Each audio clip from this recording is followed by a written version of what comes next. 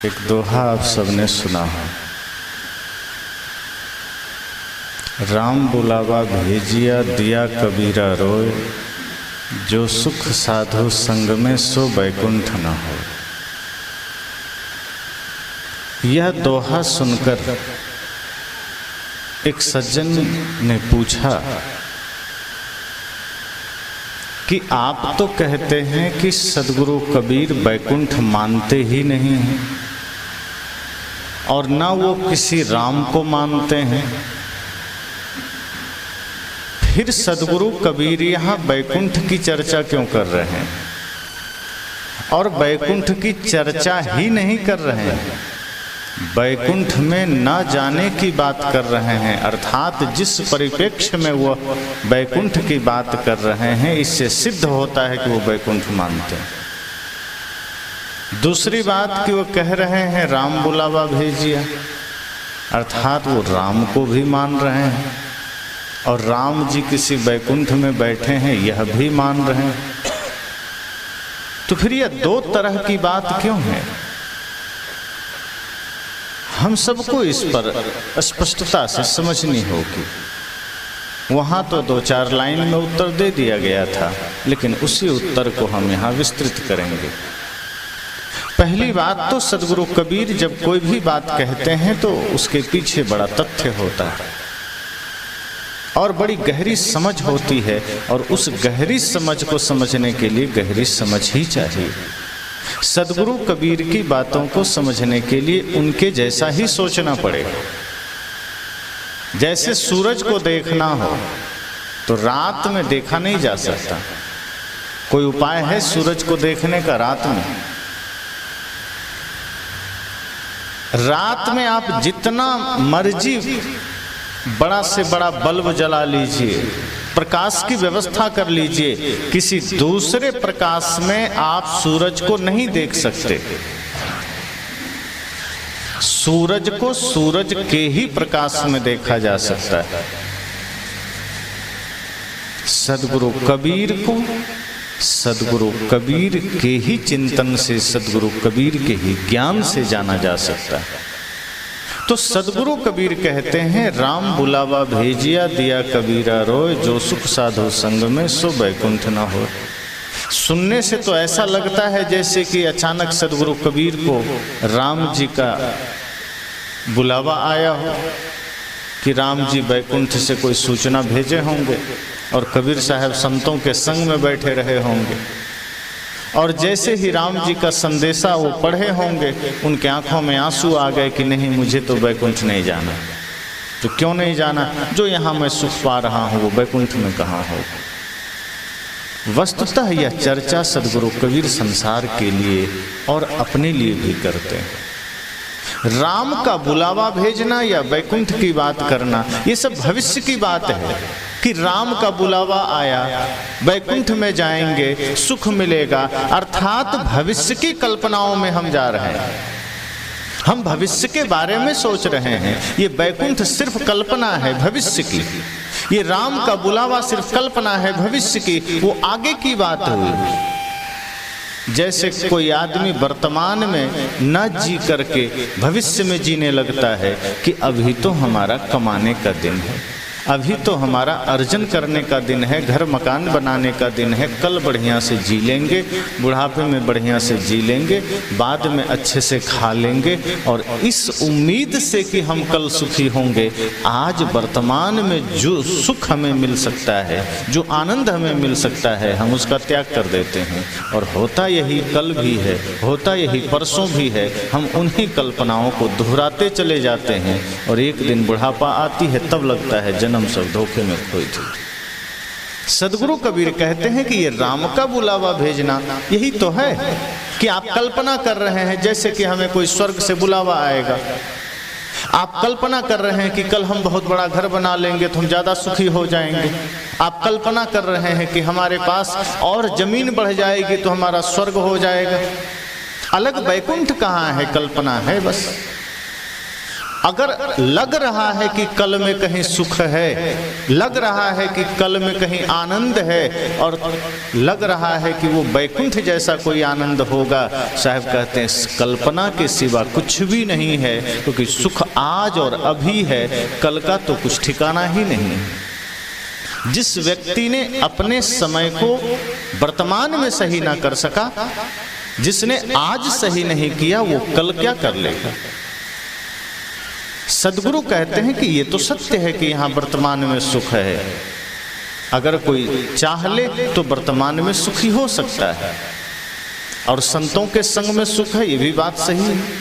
सज्जनों के संग में, सत्संग में, साधु के संग में, संतों के संग में अगर हमारा जितना भी वक्त बीते, हम आप अनुभव करेंगे कि वो सुखी जीवन जैसा, आनंदित जीवन जैसा आपको प्रतीत होता है कि ये क्षण हमारे आनंद में बीते हैं, सुख में बीते हैं। तो साहब कहते हैं इसमें तो कोई दो राय की बात नहीं कि जितना क्षण आप सत्संग में जीते हैं, जितना क्षण आप संतों के संग में जीते हैं, वो आनंद का क्षण होता है। लेकिन यह सोचोगे कि कल कहीं और ज़्यादा सुख मिलेगा, कल कहीं और वैकुंठ मिलेगा, कल कहीं कोई और राम का बुलावा आएगा, तो ये असंभव है। आगे सिर्फ भविष्य की कल्पना होगी, कोई सुख समृद्धि, कोई शांति की बात नहीं होगी, क्योंकि जैसे ही हमारी दृष्टि, हमारी चाह कल में चली जाती है, आगे की ओर चली जाती है, वो बात झूठी हो जाती है, वो सपने जैसी हो जाती है। आपके पास आज क्या उपलब्ध है, आप उसमें सुखी होना जान लीजिए।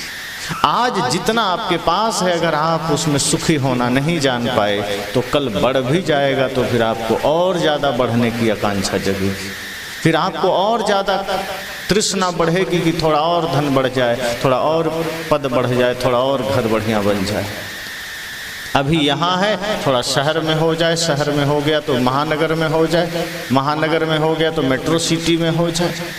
ऐसी ही कल्पनाएं धीरे धीरे बढ़ेगी, और जिनके घर मेट्रो सिटीज में हैं वो सोचते हैं कि चांद पर भी एक प्लॉट खरीद लें, और फिर चांद पर जाने की चेष्टा में आदमी बैठे रहता है कि कब हमारा नंबर आएगा और हम चांद पर अपना घर बनाएंगे और तब जरूर सुखी हो जाएंगे। आप खुद अनुभव करें, कई बार आप सोचते हैं कि अभी काम है, व्यस्तता है, अभी कहाँ सुख। कोई आपसे कह दे कि कैसा जीवन चल रहा है, अरे अभी तो थोड़ी व्यस्तता चल रही है, अभी तो खेती है, अभी तो किसानी है, अभी तो बाजार, बिजनेस, अभी तो बहुत सारे काम चल रहे हैं, जल्दी जल्दी ये कुछ वर्ष हम बढ़िया से काम कर लेते हैं, बढ़िया से धन इकट्ठा कर लेते हैं, घर बना लेते हैं, उसके बाद शांति से रहेंगे। ये शांति से रहेंगे कब? आगे 5 साल 10 साल बाद। और जो लोग ऐसा सोचते थे 10 साल पहले, वो अभी सोच कर देखिए कि क्या आप शांति से रह रहे हैं। जो लोग आज सोच रहे हैं कि हम आगे 10 साल बाद शांति से रहेंगे, जो लोग 10 साल पहले ऐसा सोच रहे थे, वो सोचिए कि आज आप शांति हैं, आपके जीवन में शांति है, आप शांत में हैं। आप पाएंगे कि नहीं, वो सिर्फ कहने की बात थी, शांति का दूर दूर तक कोई लेना देना, वही अशांति, वही बेचैनी, वही तृष्णा, वही क्षोभ। तो सदगुरु कबीर हमें सिर्फ भविष्य से मुक्त कर रहे हैं। वे कहते हैं कि ऐसा कोई वैकुंठ बाहर नहीं जिसे तुम कल पालोगे, और उतना ही सत्य यह भी है कि आगे भविष्य में कोई नरक भी नहीं जिसे तुम पाओगे। ना वैकुंठ, ना स्वर्ग, ना नरक, आगे कुछ भी नहीं है। आप अभी जिस भाव में जी रहे हैं, यही आपका स्वर्ग और नरक तय हो रहा है। अगर आपका सामंजस्य किसी के साथ नहीं है, घर में प्रेम आपका किसी के साथ नहीं है, आपका घर मंदिर नहीं बन पाया, तो आप अभी ही नरक में हैं। अब बाद में नरक में जाएंगे कि नहीं जाएंगे, इसमें कोई सच्चाई नहीं है, ये छोटी झूठी बात है। अगर आपका सबसे प्रेम चल रहा है, सुबह से शाम तक की आपकी दिनचर्या बेहतर है, आप ब्रह्म मुहूर्त में जगते हैं, जगते के साथ ही अपने दैनिक क्रियाक्रम से निवृत्त होकर के अपने लिए कुछ समय निकालते हैं, ध्यान चिंतन करते हैं, आत्मचिंतन करते हैं, योग प्राणायाम करते हैं, उसके बाद आप अपने गृह कार्य निवृत्त करते हैं, और इसके बाद आप सुकून से अगर रात में बिस्तर में जाकर के सो जाते हैं, आपका ये स्वर्ग चल रहा है, वैकुंठ चल रहा है। और यदि आपका सुबह से लेकर शाम का जीवन बदरंग है, विचलित है, समझ जाना कि यही नरक चल रहा है। कि सुबह उठे नहीं कि चेहरे पर 12 बज गए, टेंशन अलग, बच्चे से बात बिगड़ गई, पत्नी से बात बिगड़ गई, भाई से, पड़ोसी से, मित्र से, फिर काम करने गए वहाँ बॉस से, अन्य साथी संगी से झगड़े हो गए, मन बोझिल हो गया, चित्त अशांत हो गया, खेद में है, डिप्रेशन में है, और उसी हालत में फिर घर आए, कुछ 2-4 बात फिर पत्नी से कह दिए, पत्नी ने कुछ कहा, फिर भोजन की थाली फेंक दिए और जाके सो गए। अब नींद नहीं आ रही है, कभी चैनल बदल रहे हैं, कभी टीवी देख रहे हैं, कभी न्यूज देख रहे हैं, ऐसे करते करते रात के 2 बज गए। जैसे तैसे नींद आई, फिर दुनिया भर के सपने देखने लगे। और ध्यान देना, सपने उसे ही आते हैं जिसको गहरी नींद नहीं आती। जो व्यक्ति विचलित अवस्था में जीता है, जो दिन भर अशांत अवस्था में जीता है, वो रात में भयंकर सपने देखता है। और सपने आने का प्रमाण है कि आपको गहरी निद्रा नहीं आती है। जिस क्षण गहरी निद्रा आएगी, आप सपने से अलग हो जाएंगे, सपने से बाहर हो जाएंगे।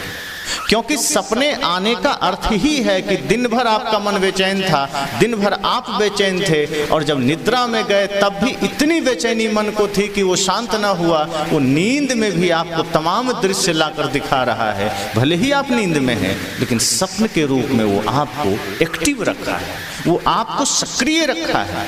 जो क्षण नींद में शांति में बीतना चाहिए, एकाग्रता में बीतनी चाहिए, आनंद में बीतना चाहिए, मन ने उसे भी आपसे छीन लिया, मन ने उसे भी आपको होने नहीं दिया।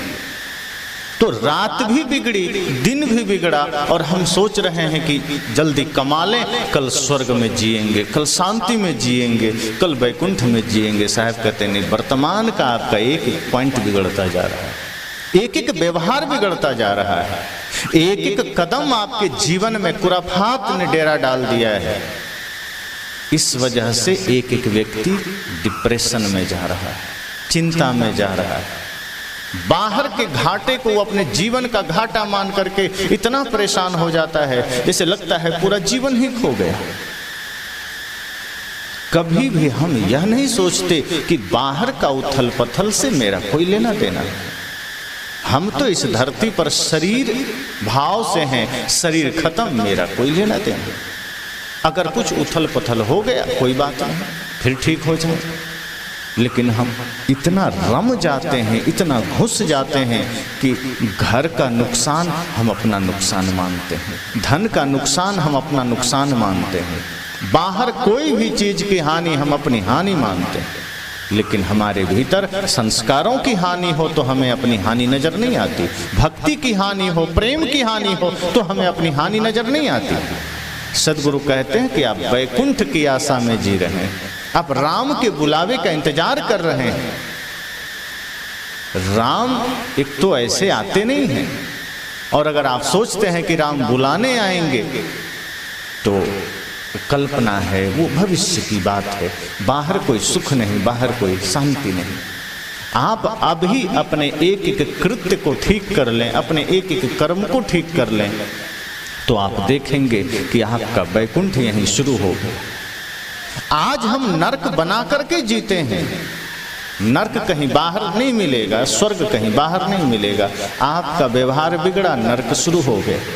जिस क्षण आप एक दूसरे के साथ व्यवहार बिगाड़ते हैं, विचार बिगाड़ते हैं, संकल्प विकल्प बहुत अधिक करते हैं, रिश्तों में बहुत ज़्यादा गुणाभाग करते हैं, बहुत ज़्यादा मतलब निकालते हैं, बहुत ज़्यादा स्वार्थ पाल लेते हैं, वैसे ही आपके रिश्ते के बीच एक दीवार खड़ी होती है और उस पार फिर आप देख नहीं पाते।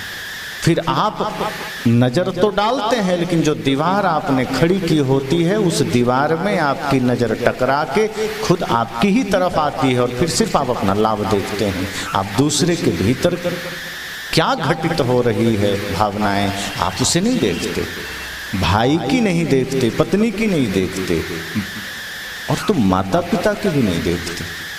माता पिता दूसरे कमरे में किस पीड़ा में हैं, किस अवस्था में हैं, किस चिंता में हैं, हम देखने को राजी नहीं। हम नजरें फेर लेते हैं। किसी को दुख में देखा तो खड़े होकर के उसके दुख को समझने का प्रयास नहीं करते, बल्कि जितना जल्दी हो निकल लेते हैं, छोड़ो हटाओ तो दुनिया का काम है। ये भावनाएं लेकर के हम जी रहे हैं और कल्पना कर रहे हैं कि हमें वैकुंठ मिलेगा, कि हमें राम बुलाने आएंगे, कि हमें स्वर्ग मिलेगा। एक एक कर्म हम नरक वाला कर रहे हैं, एक एक कर्म हम छल कपट से रंगा हुआ कर रहे हैं, वैकुंठ कैसे मिल जाए। और फिर मैंने सोचा कि मान लो ठीक है सच में कोई राम आ जाए, तब क्या होगा। तो सदगुरु कबीर ने उसका भी विश्लेषण किया। सदगुरु कबीर ने कहा, एक तो बाहर कोई राम नहीं, बाहर कोई वैकुंठ नहीं, बाहर कोई स्वर्ग नहीं, जो आपको बुलाने आएंगे, जो आपको लेने आएंगे। लेकिन मान लो सच में कोई राम आ गए तब। तो साहब ने क्या कहा, द्वारे तेरे राम जी मिलहु कबीरा मोह, तैं तो सब में मिली रहा मैं न मिलूंगा। तो कि चलो बात मान लेते हैं कि आपके अनुसार राम जी आ भी गए, तो होगा क्या कि द्वारे पर तो राम जी आ गए, आपके द्वार पर राम जी खड़े हो गए और आवाज दिए राम जी की भैया निकलो, आ गए तुम्हें बुलाने। बहुत राम राम कर रहे थे, राम नाम जाप कर रहे थे, राम को याद कर रहे थे, चलो आज राम तुम्हारे द्वार पर आ गए। द्वारे तेरे राम जी मिलहु कबीरा मोह, अब तुम आकर मुझसे तो मिलो, द्वार पर खड़ा हूं बहुत देर से। कोई अतिथि आपके द्वार पर आए, आवाज दें कि भैया जरा बाहर आना, और आप बाहर आए ही ना, वो फिर आवाज देगा।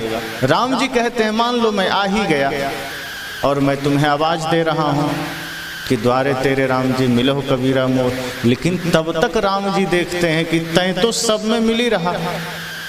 तब तक उनकी नजर पड़ जाती है कि ये आदमी तो माया में मिला हुआ है, संसार में मिला हुआ है, पद प्रतिष्ठा में मिला हुआ है, आकांक्षाओं में मिला हुआ है, तृष्णाओं में मिला हुआ है। अब राम जी झटके से कह देते हैं कि मैं ना मिलूंगा। तो अब तुम संसार में मिले हो, बुला तो मुझे रहे थे, प्रतीक्षा तो मेरी कर रहे थे कि राम आए मेरे द्वार, और अब राम तुम्हारे द्वार पर है तो तुम संसार में मिल रहे हो, तुम माया के अधीन होकर जी रहे हो। अब मैं ना मिलूंगा तो अब इस अर्थ में भी राम आपसे दूर चले जाएंगे। तुलसीदास जी ने कहा है ना कि जहां काम तहां राम नहीं, जहां राम तहां काम, तुलसी दो होत नहीं रवि रजनी एक ठाम। का एक ही तो हो सकता है, या राम को ले लो या काम को ले लो। अगर तुमने राम को पकड़ा तो वहीं स्वर्ग है, उसी क्षण स्वर्ग है, उसी क्षण आनंद है। सच तो यह है कि हम दशरथ पुत्र श्री राम को भी नहीं पकड़ते, आत्म राम को तो नहीं ही पकड़ते हैं, दशरथ पुत्र राम को भी नहीं पकड़ते, हम सिर्फ उनके चित्र को पकड़ लेते हैं। अगर उन अयोध्या के राम को भी हमने पकड़ लिया, उनके आदर्शों को हमने पकड़ लिया, उनके विचारों को हमने पकड़ लिया, तो आज ये गांव मंदिर बन सकता है, आज हमारा जीवन पवित्र बन सकता है, परिवार में स्वर्ग उतर सकता है। लेकिन हम राम के चित्र को पकड़ते हैं और रावण के चरित्र को पकड़ते हैं, और फिर सोचते हैं कल वैकुंठ मिल जाए, कि कहीं कोई स्वर्ग मिल जाए। स्वर्ग हमारे मन की अवस्थाओं का नाम, नरक भी मन की ही अवस्था है। अगर आप प्रसन्नता में जीते हैं, निर्मल मन में जीते हैं तो स्वर्ग है, विक्षिप्तता में जीते हैं, कुंठाग्रस्त विचार है आपका, अर्थात जहां क्षण क्षण पल पल में सिर्फ स्वार्थ सिद्धि है कि अपना काम बने, दूसरे का हमें क्या लेना था। मंदिर भी गए तो अपनी ही बात लेकर गए, अपने ही कल्याण का, अपने ही स्वार्थ का भाव लेकर गए। सत्संग भी गए, गुरु के पास भी गए, संत के पास भी गए, तो यही संकल्प लेकर गए कि बस प्रभु कृपा करना, मेरा धन बढ़ जाए, जमीन बढ़ जाए। ऐसी है दीवानी दुनिया, भक्ति भाव नहीं बूझे जी। कोई आवे बेटा मांगे, यही गुसाई दीजिए जी। सदगुरु कबीर कहते हैं दुनिया दीवानी है, उससे कहीं अगर मंदिर नजर आ जाए तो इस भाव से नहीं देखता कि किनका मंदिर है, उनके आदर्श को उतारें, बस तुरंत मन में आता है कि चलो कुछ मांग ही लेते हैं। इतना भिखारीपना हमारे मन में समा गया कि हम मंदिर देखे नहीं कि भिक्षा मांगने चले गए, कि भगवान कृपा करना, धन दे देना, पद दे देना, जमीन दे देना, मुकदमे में विजयी दे देना। संत को देखे वहां भी चले गए कुछ मांगने कि गुरुजी कृपा करना, धन मिल जाए। हजारों लोग आते हैं, मुश्किल से कोई एकाध व्यक्ति है जो ये कहता है कि गुरुजी बस आशीर्वाद दीजिए, जीवन में भक्ति बनी रहे, श्रद्धा बनी रहे और कुछ नहीं चाहिए। अधिकांश लोग यही कहते हैं गुरुजी कृपा करना बेटा पास हो जाए, गुरुजी कृपा करना जमीन पर मुकदमा चल रहा है उसमें विजयी हो जाएं, कृपा करना भाई से झगड़ा चल रहा है हम जीत जाएं, कृपा करना हमारा घर 2 से 4 मंजिला बन जाए, कृपा करना कई शहरों में प्लाट हो जाएं।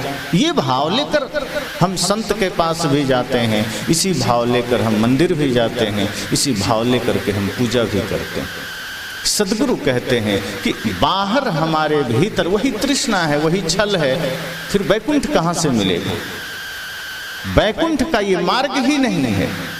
अगर आप सच में चाहते हैं जीवन में शांति, जो मूल बात सदगुरु कबीर कहते हैं कि शांति का मार्ग फिर क्या है, तो वर्तमान में जिए। आज आपको जो जीवन मिला है समझना यही पूर्ण है, यही संपूर्ण है, इसके आगे का पता नहीं। कल क्या होगा किसने देखा? कल का कुछ भी पता नहीं। अगले क्षण कोई घटना घट जाती है किसी को पता नहीं है। बहुत से लोग प्रेडिक्शन करते हैं, भविष्य की वाणी बातें करते हैं कि ये हो जाएगा वो हो जाएगा। बहुत से लोग तमाम चीजें करते हैं और कुछ अनहोनी ना हो जाए उसे रोकने के लिए हवन यज्ञ करते हैं। अभी ही क्रिकेट मैच चल रहा है, कितने बाबा आ गए सामने कि इस बार तो भारत जीत ही नहीं सकता, प्रेडिक्शन कर दिया। और ये बात सुन करके देश में जगह जगह हवन होने लगे कि अभी तो भारत न्यूजीलैंड और ऑस्ट्रेलिया से जीत ही नहीं सकता। लेकिन जीत गए, हवन से नहीं जीते, अभ्यास से जीते, मेहनत से जीते। अब सब बाबा मुंह छिपाए फिर रहे हैं, अरे मैंने तो ऐसे ही बोल दिया। तो भविष्य वक्ता भी ऐसे खड़े हो जाते हैं जो इतने दावे से करते हैं कि मेरी बात सही होगी, मैं जो कह रहा हूं वही सही हो। तो वो कल की बात कर रहे हैं और उसे पता आज की भी नहीं है, अभी की भी नहीं है। उसके साथ वर्तमान में कोई दुर्घटना घट जाती है, वो रोता फिरता है, उसे कल का पता है, अपना पता नहीं था कि हमारे साथ ये अभी हो जाएगा, कि हमें ऐसा झेलना पड़ेगा। सदगुरु कहते हैं आप भविष्य से मुक्त हो जाइए, भविष्य का किसी भी पता नहीं है। आपको नहीं पता है सो बात नहीं, किसी को पता नहीं है। जो दावे करके बैठा है कि मैं भविष्य को जानता हूं, उसे भी ABCD पता नहीं। अगले पल का हाँ तुक्का में कुछ बातें ठीक हो जाती है। अब 10 आदमी आया भविष्य पूछने, मान लो हम बैठे हैं, 10 आदमी आ गया, अब मैंने कुछ भी बता दिया तो 10 में से 2 का तो सही हो ही जाएगा, तुक्का तो 2 पर तो फिट बैठेगा। अब वो 2 आदमी 10 को बताएगा, अरे मेरा तो ठीक हुआ, मेरा तो सही बता दिया महाराज जी ने। अब वो 2 20 को लेकर आएगा, अब उस 20 में से फिर 5 का तुक्का ठीक बैठेगा। अब एक आदमी का भैंस कोई खोल लिया बिहार में, फोन किया गुरुजी बताइए मेरा भैंस कोई खोल लिया। मैं कहा मैं कोई थाना थोड़े हूँ, थाना में कंप्लेन करो। नहीं संत जन बताते हैं किस दिशा में गया। मैंने कहा मुझे नहीं पता, भैंस तुम्हारी खुली है, किस दिशा में गई मैं थोड़े देख रहा था। आप ध्यान से देख कर बताइए। मैं कहा ध्यान में मैं अपने मन को देखता हूँ, तुम्हारी भैंस थोड़े देखता हूँ। गजब की बात है, संतों से तुम भैंस पूछ रहे हो। और कुछ लोग बैठे भी हैं कि हाँ मैं तुम्हारा भैंस बता दूँ। मैंने कहा ये सब हम नहीं जानते, ना हम बताते हैं, ना मुझे पता है। तो कहा नहीं अमुक जगह कोई बताते हैं। मैं कहा जाओ, लेकिन तुक्का है। अब दिन भर में उसके पास 20 आदमी आया कि मेरी भैंस खुल गई, तो 4 ही दिशाएं हैं, कोई न कोई दिशा बता दिया। अब कोई जरूरी थोड़े है कि कोई दिशा फिट नहीं बैठेगा, 2-4 की फिट बैठ ही जाती है। वो 2-4 उसके पास 200-400 लोग लेकर आ जाते हैं कि मेरी तो फिट बैठ गई, मेरी भैंस मिल गई। अब जिसकी नहीं मिली वो सोचता है मेरी ही पूजा में कमी रही होगी, मेरे ही भाव में कमी रही होगी। वो दिखा भी ऐसा ही देता है। वो बताने वाला कहेगा इतना गर्व से, इतना कॉन्फिडेंस से कि नहीं मैंने तो सही ही बताया, तुमने ही सही से भाव से मेरे पास नहीं आए, नारियल नहीं चढ़ाए, पूजा नहीं की, भाव सही से नहीं था, मन गंदा था। अब वो बेचारा खुद को ही कोस रहा है कि अगली बार हम भी श्रद्धा से आएंगे, समर्पण से आएंगे। सदगुरु कहते हैं ये तुम भविष्य में पड़ गए, सुख से दूर हो जाओगे। जैसे ही भविष्य की ओर आंखें गई, आप वर्तमान के सुख से, वैभव से, संपदा से दूर हो जाते हैं। सुख समृद्धि वर्तमान में है। अगर आप सच में चाहते हैं सुखी होना, सबसे पहली बात भविष्य छोड़ दीजिए कि क्या होगा। आप वर्तमान को ठीक करें, वर्तमान में जिए, वर्तमान में सब कुछ है। और ऐसा नहीं है कि भविष्य में कुछ नहीं है। सदगुरु कहते हैं भविष्य आपके हाथ में नहीं है, इसलिए होगा भी तो आप कुछ कर नहीं सकते। मान लीजिए कल आपके भाग्य में कुछ लिखा हो कि ये मिलेगा, पर आज तो नहीं मिलेगा, वो कल लिखा है, तो आज आप क्या कर लेंगे? आज आप कल का भाग्य तो नहीं लिख सकते, बदल सकते, पकड़ सकते। आज आपको क्या लिखा है, आज आप क्या कर सकते हैं? अगर आज आपने पुरुषार्थ सही किया है, श्रम सही किया है, मेहनत सही किया है, तो आज आपको मिल सकता है। अगर आज आपने गलत किया है तो कल अगर कुछ अच्छा लिखा भी होगा वो भी चला जाएगा। इसलिए कई बार क्या होता है कि अच्छा के चक्कर में हम आज भी खो देते हैं, और आज अगर आज खो दिया तो कल भी खो गए। तो सदगुरु कहते हैं राम बुलावा भेजिया, ये बाहर की बात है, बाद की बात है। वो कब भेजेंगे नहीं भेजेंगे, और भेज भी दिया तो तुम्हें क्या पता वैकुंठ कहाँ है। अगर अभी तुमने जीवन को वैकुंठ बनाया, अगर अभी तुमने जीवन को बेहतर बनाया, ये वैकुंठ ही तो है। भक्ति में हम जीते हैं, ये वैकुंठ ही तो है। जहां कुंठा रहित होकर हम जीते हैं, ये वैकुंठ ही तो है। जो व्यक्ति स्वाध्याय करता है, ध्यान करता है, जो व्यक्ति आत्मचिंतन करता है, जो व्यक्ति परहित में जीता है, जो किसी के दुख को देखकर द्रवित होता है, जो किसी जरूरतमंद की सेवा करता है निस्वार्थ भाव से, कोई कामना नहीं, कोई स्वार्थ नहीं, साहब कहते हैं वैकुंठ ही तो है। फिर और क्या वैकुंठ होगा? और वैकुंठ में जाकर होगा क्या? यहाँ अगर आप बेहतर जीते हैं, बेहतर संवाद आपका समाज के साथ है, माता पिता गुरु के प्रति श्रद्धा है, राष्ट्र के प्रति अपने दायित्वों का निर्वहन है, तो समझ जाना इससे बढ़िया वैकुंठ और कभी नहीं, कहीं नहीं। आगे की तो बात ही दूर है। इसलिए साहब कहते हैं मुझे तो रोना आ गया, मेरे तो आंखों में आंसू आ गए कि मुझे बाहर कहीं जाना होगा। मुझे नहीं जाना कहीं, जो मेरा वर्तमान है, जो अभी है, यही मेरे लिए मुक्ति है, मोक्ष है, यही आनंद है। भविष्य में ना मुक्ति है, भविष्य में ना वैकुंठ है। अगर हम यह सोचकर ध्यान कर रहे हैं कि कल मुक्ति पा लेंगे, साहब कहते हैं कभी मुक्ति नहीं पाओगे। ध्यान का अर्थ है कि अगर आपने अभी ध्यान किया, अभी मुक्ति है। अब जैसे किसी कमरे में अंधेरा है, आप आज लाइट जलाएं तो क्या उसमें कल जाके उजाला होगा क्या? आज लाइट जलाएंगे, अभी ही अंधेरा मिटेगा, अभी ही उजाला होगा। वो कल के लिए इंतजार नहीं करेगा कि नहीं कल होना है। कल आप जो करेंगे वो कल होगा, आज आप जो करेंगे वो आज होगा। अगर आज जीवन के अंधेरे को मिटाना है तो आज प्रयासरत रहिए। आज आपस में जो व्यवहार बिगड़े हैं, आज जो व्यवहार के बीच में आपस में संवाद बिगड़े हैं, उसे आपको आज ठीक करना है। आपका घर समझना एक प्रैक्टिकल की जगह है। सत्संग में तो सब अनुकूल हैं, यहाँ बैठे हैं, किसी का किसी से कोई विरोध नहीं, किसी से कोई नफरत नहीं, कोई घृणा नहीं। यहाँ तो परमानंद में बैठे हैं। असली परीक्षा घर में होती है, असली परीक्षा बाजार में है, दुकान में है, सड़कों पर है, समाज के बीच में है, कि वहाँ हमारे जीवन में सामंजस्य है कि नहीं। अब कई बार आप देखिए ध्यान शिविर में जाते हैं तो 100-200 लोग होते हैं, वहाँ आप बैठते हैं, आप भी ध्यान कर लेते हैं। 4 सत्र में ध्यान शिविर कहीं कहीं होते हैं, कहीं 2 सत्र में, कहीं 3 सत्र में। वहाँ आप समूह में जाते हैं, नियम बना हुआ है कि नहीं 4 बजे जगना है, 6 से 8 आपको ध्यान करना है, फिर 9:30 से 11 कर लेना है, फिर 3 से 5 कर लेना है, फिर रात्रि में 7 से 9 कर लेना है। अब वो तो प्रैक्टिकल की जगह है, वहाँ आपने समूह में ध्यान कर लिया, लेकिन जब घर आए तब कितने क्षण आप ध्यान में उतर पाए। अब आप ये सोचना कि वहाँ जो आपने जाना, वहाँ जो आपने सीखा, वो आपके घर में उतरा कि नहीं, बाजार में उतरा कि नहीं। इसलिए तो सदगुरु कबीर ने ध्यान को, सत्संग को समय से नहीं बांधा। उन्होंने कहा कि जो व्यक्ति सत्संग और ध्यान को समय से बांधता है वो ध्यान करता ही नहीं है। वो सिर्फ समय पूरा करता है। सदगुरु कहते हैं जो व्यक्ति क्षण क्षण पल पल ध्यान में होता है, वस्तुतः वही सच्चा ध्यान है। जो व्यक्ति पल पल सत्संग में जीता है वही सच्चा सत्संग है। जो 1 घंटे 2 घंटे सत्संग किया, बाकी समय संसार में जी रहा है, वो सत्संग नहीं कर सकता, क्योंकि वो यहाँ अनुकूलता में था, वहाँ प्रतिकूलता में गया। अनुकूलता में कोई समस्या नहीं है, प्रतिकूलता में समस्या आती है, और जो प्रतिकूलता में सम रह जाए वही सत्संगी है। इसलिए साहब ने ध्यान के बारे में भी कहा, शब्द निरंतर मनुआ राता मलिन वासना त्यागी, उठत बैठत कबो न छूटी ऐसी तारी लागी। किसी ने कहा साहब कब तक ध्यान करें, कितना ध्यान करें? साहब कहते हैं कब तक? ये क्या, ये कोई क्रिया थोड़े है ध्यान जो तुम कब तक पूछ रहा है।